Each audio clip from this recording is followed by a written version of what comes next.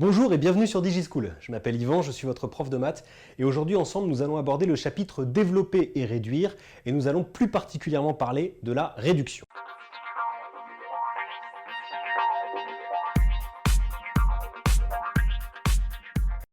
Alors la réduction, qu'est-ce que c'est? Eh bien c'est tout simplement le fait d'écrire une expression mathématique le plus simplement possible. Pour ça, il existe plusieurs choses à respecter.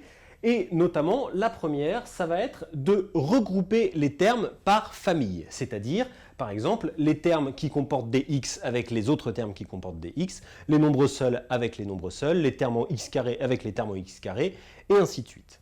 Si nous regardons l'expression suivante, 4x moins 7 plus 9x plus 1 moins 3 moins 5x, nous pouvons évidemment l'écrire beaucoup plus simplement, autrement dit, comme nous l'avons dit précédemment, la réduire, puisque si on la regarde d'un petit peu plus près, on se rend compte qu'il y a deux familles de nombres que nous allons donc pouvoir regrouper. La première famille, c'est la famille des nombres avec x. Donc si on regarde ici, nous avons 4x. À côté, nous avons 9x que nous prenons avec le signe qui le précède, toujours, donc plus 9x. Et le troisième terme qui est moins 5x. Ces trois termes-là vont donc se regrouper ensemble. Et l'autre famille, ce sont ce que j'appelle moi les nombres seuls. Nous avons moins 7 qui va se regrouper avec plus 1 et avec moins 3. Donc, ce qui veut dire que quand nous allons commencer à réduire cette expression, nous allons mettre égal. Nous allons d'abord regrouper les termes en x.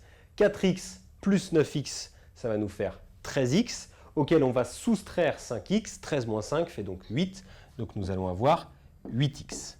Voilà pour les termes en x qui ont été regroupés. Maintenant, nous allons regrouper les nombres seuls. Moins 7 plus 1, alors attention, il faut revoir un petit peu le calcul avec les nombres relatifs. Moins 7 plus 1, ça va nous faire moins 6. Et moins 6 moins 3, ça va nous faire moins 9. Donc l'expression réduite va être 8x moins 9. Je rappelle également que dans la réduction, il faut bien prendre en compte le fait que quand nous avons 8x écrit comme ceci, c'est tout simplement la version contractée de 8 fois x. Je vous rappelle que quand il n'y a pas de symbole entre un nombre et une lettre en mathématiques, ça se traduit en fait par le symbole de multiplication. Nous terminons avec un petit rappel qui a son importance.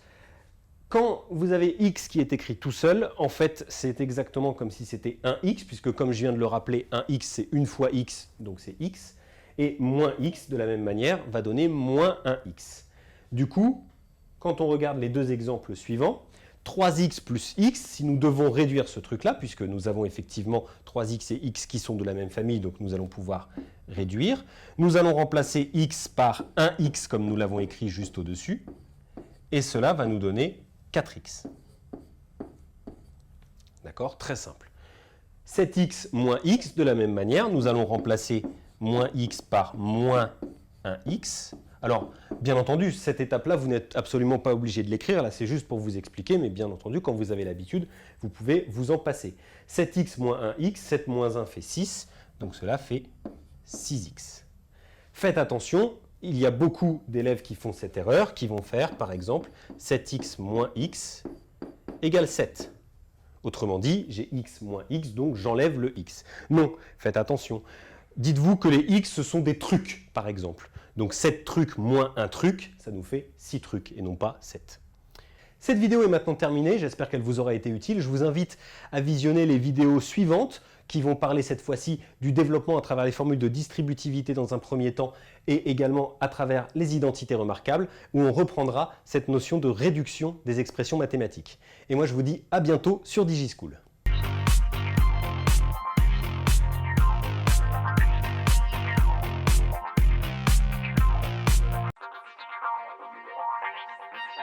Thank you.